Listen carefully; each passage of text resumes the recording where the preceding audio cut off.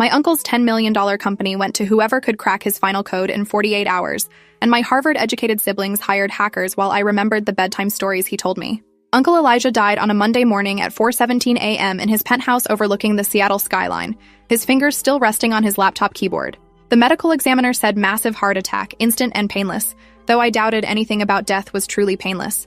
He was 53 years old and worth approximately $47 million, most of it tied up in Datacrypt Solutions, the cybersecurity company he'd built from nothing over 20 years. The funeral was scheduled for Thursday, but the will reading happened Wednesday afternoon at his attorney's office downtown, which should have been my first clue that something unusual was coming. My 3 siblings arrived in designer suits and practiced grief expressions, already calculating their inheritance shares before the lawyer even opened the envelope.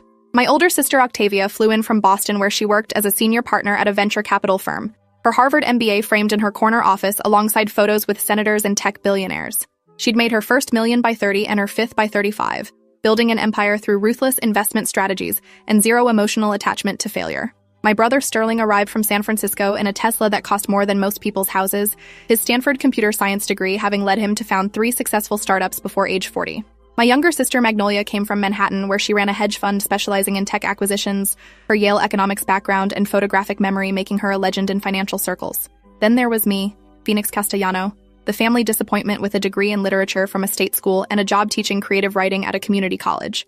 I made $43,000 a year and lived in a 1-bedroom apartment with secondhand furniture. The attorney's name was Bernard Yates, and he had the exhausted expression of someone who'd spent decades managing wealthy people's demands and deceptions.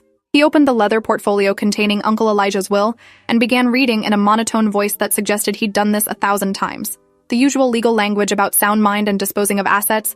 Then he reached the part that made my siblings lean forward with predatory interest.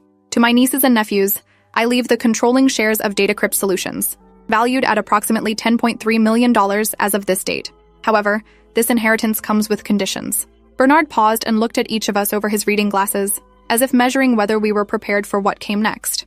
Uncle Elijah created a challenge that must be completed within 48 hours of this reading. Whoever solves it receives the company. The others receive nothing. The room exploded with simultaneous objections. Octavia demanded to know the legal basis for such a ridiculous condition. Sterling called it manipulative garbage and threatened to contest the will immediately. Magnolia pulled out her phone and started texting her attorneys before Bernard could continue.